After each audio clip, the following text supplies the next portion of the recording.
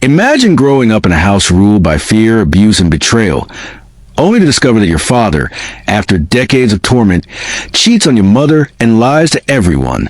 What would you do if you had the chance for revenge? Today, you're about to see how one child, finally standing up, took everything from the man who ruined their family. Before we start, hit that like button if you've ever felt powerless against someone you were supposed to trust. Stick around, because this story isn't just revenge. It's a masterclass in patience, strategy, and finally claiming justice. My childhood? A nightmare. Alcoholic father. Abusive. Violent. My sister, 10 years older than me, moved to a better school far away when I was just 4. I resented her for leaving me behind to deal with his chaos. But years later, we'd patch things up. Growing up in that house, with my father's temper and control, shaped me into someone angry, unstable, and desperate for escape. Pause for effect. The town I grew up in revolved around a massive factory. Everyone knew each other, and my parents worked there too. When the defense ministry bought it, they fired anyone without a high school degree, my mother included. My father, however, was granted military status. His pension nearly doubled, but he had to act like he'd earned it. Childhood trauma aside, I became a mess, anger management issues, mental instability, you name it. Internal monologue overlay. How did anyone survive in that house without losing a piece of themselves? At 18, I enlisted. 2 things drew me. It cost nothing and I could escape. For 3 years, I trained, endured, and eventually received an honorable discharge with a decent payout and insurance funds. Finally, a way out. I moved to the city, living with my sister. My father's last words before I left? You'd never make it. Apparently, leaving home and being discharged from mental illness meant cowardice in his eyes. Meanwhile, I built a new life, a blue-collar job, IT studies, and therapy to manage my demons. Then came the first twist. My father was diagnosed with cancer. My sister paid for every surgery, treatment, and recovery. My father had a massive pension and savings, yet he didn't spend a dime. Meanwhile, I was living paycheck to paycheck, relying on social programs to handle my own health issues. I visited him, yes, but with no tears, no fuss. Internal monologue overlay. Somehow, I had built a life, but he hadn't changed. And then the betrayal hit. Voiceover continues. One day, my mother called me in tears. My father was seeing someone else. At first, I thought she was paranoid, but the evidence proved her right. Later, my sister discovered he'd been cheating while my mother covered his medical bills. The house erupted in chaos. Screaming, flying phones, even my pregnant sister intervening to protect my mother. They left in tears, my mother clutching the phone with proof. Sound cue, faint sound of glass shattering, screams, door slamming. The aftermath? My mother insisted on divorce. But she's a traditional woman, scared of legal battles. Half a year later, my father's side of the family started calling me, trying to manipulate me, guilt me, calling me ungrateful. They wanted to sell the house, which had been transferred into my name before his surgeries for convenience. I sensed their trap immediately. Internal monologue overlay. They underestimated me. Big mistake. I went back alone, pretended to consider their offer, but a plan had already formed. I met my sister, laid out the plan, and she agreed.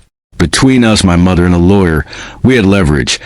The house, the land, and, most importantly, the proof of my father's infidelity from the phone my mother had saved.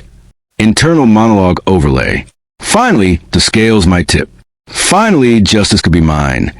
We started with the house. Legally, he had no claim. Any document without my signature was invalid. His only hope was to settle or fight, and we weren't backing down. Then came the lawyer. I confronted him at home, presenting him with 2 options: relinquish the house, or face a lawsuit with evidence of his marital violations.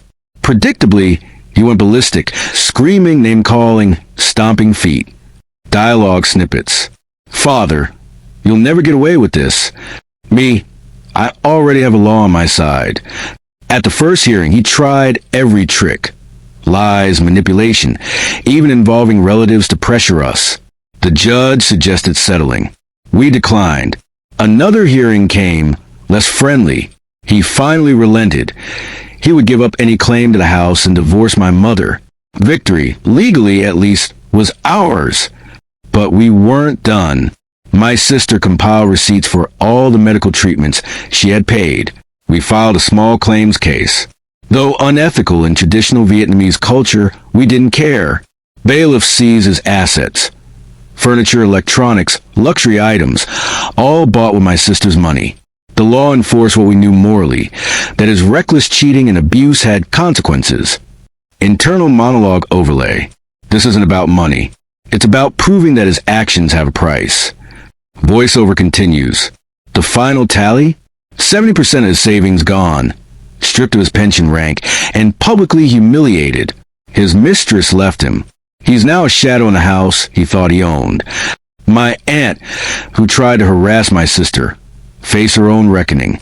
Using social media, I exposed her lavish spending to everyone she owed money to, quietly orchestrating a series of minor but humiliating pranks. Paint, fish sauce, and other unpleasant surprises. She finally realized she was powerless. Sound cue. Faint mischievous chuckle. Door knocks with splat sounds. This wasn't just vengeance. It was psychological. They had relied on fear and manipulation, and now they were utterly powerless. The final masterstroke? Family hierarchy. At the annual ancestor ceremony, we arrived 2 days early. My father arrived to find everyone already aware of his betrayal. Humiliated, ignored, and sidelined, he had no influence. I was elevated to head of my branch, sat at the prestigious table, while he was relegated to a corner with snarky widows. Pride? Destroyed. Reputation? Shattered. Family? Mine again. Internal monologue overlay. The satisfaction indescribable. From financial ruin to social humiliation, from legal defeat to public disgrace, my father's empire control crumbled. His mistress gone. His relatives humiliated. His money spent, his power lost. And for once, the child, me, was finally the one standing tall, while the abuser cowered. Sound cue. Dramatic music swell. This story proves that when patience, planning, and moral clarity meet opportunity, even the most toxic relationships can be addressed with justice. Revenge, when executed carefully, isn't about cruelty, it's about balance. And sometimes, balance tastes incredibly sweet. If you enjoyed the story of ultimate revenge and justice served, smash that like button, share it with someone who loves poetic justice, and subscribe for more true Reddit revenge stories. And remember, standing up for yourself doesn't make you ungrateful. It makes you unstoppable.